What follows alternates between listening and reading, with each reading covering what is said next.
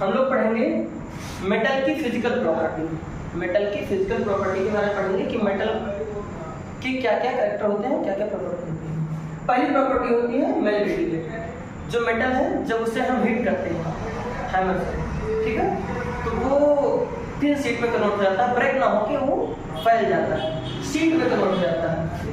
ये हो जाएगा उसकी मेल्टिबिलिटी, यानी मेटल की एक प्रॉपर्टी है जिसे बोलते हैं मेल्टिबिलिटी।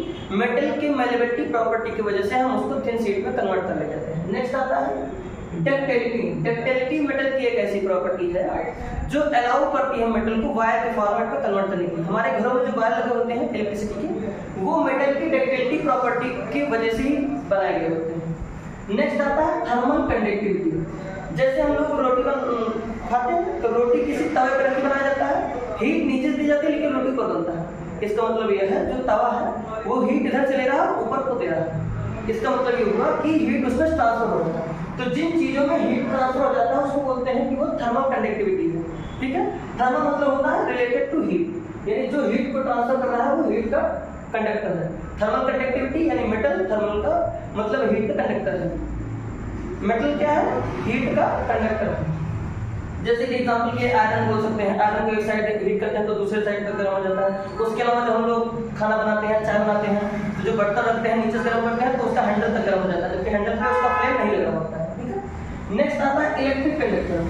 जो वायर होते हैं उसमें इलेक्ट्रिसिटी एक तरफ से एंटर करती है और दूसरी तरफ चली जाती है। इसका मतलब क्या होगा कि जो इलेक्ट्रिसिटी है एक तरफ से जाएगी दूसरी तरफ से जा सकती है, यानी कि मेटल इलेक्ट्रिसिटी को अलाउ करता है पास होने में।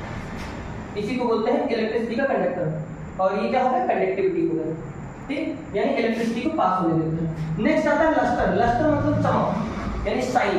जो मेटल है वो अच्छा खासा शाइन करता है, दूर से देख के हम समझ सकते हैं। जैसे हमारे घर में कोई नया बर्तन आता है तो चमक रहा होता है, या गाड़ी आती है तो चमक रही होती है, क्योंकि वो मेटल है। और मेटल क्या होता है? लस्टर, उसका प्रॉपर्टी होता है तो शाइन करता है। नेक्स्ट आता है हार्डनेस। हमारे आस पड़ोस में जो भी चीजें हो मेटल की हो और उसको प्रेस करें, दबाएं, तो वो कंप्रेस नहीं होगा। रीजन क्या है? कि वो हार्ड होती है। मेटल की प्रॉपर्टी क्या है? हार्ड। अरे हम अपने आस पड़ोस में कोई भी आयरन की चीज टच करके देख सकते हैं, वो क्या होगा?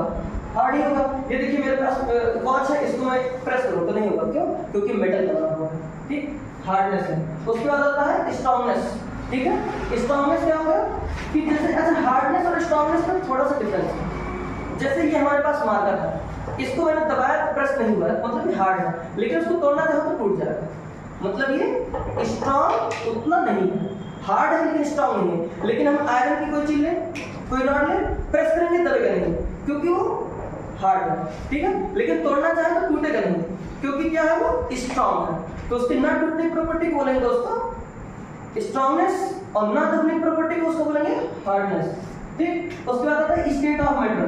तो जो मेटल का स्टेट है वो सॉलिड होता है। जो भी हमने देखा होगा, आयरन देखा होगा, कॉपर देखा होगा, एल्युमिनियम देखा होगा, सारी चीजें क्या होती है? वो सॉलिड होती है। लेकिन एक एक्सेप्शन है स्टेट का, मरकरी। मरकरी हमें लिक्विड स्टेट में भी दिखती है, ओके।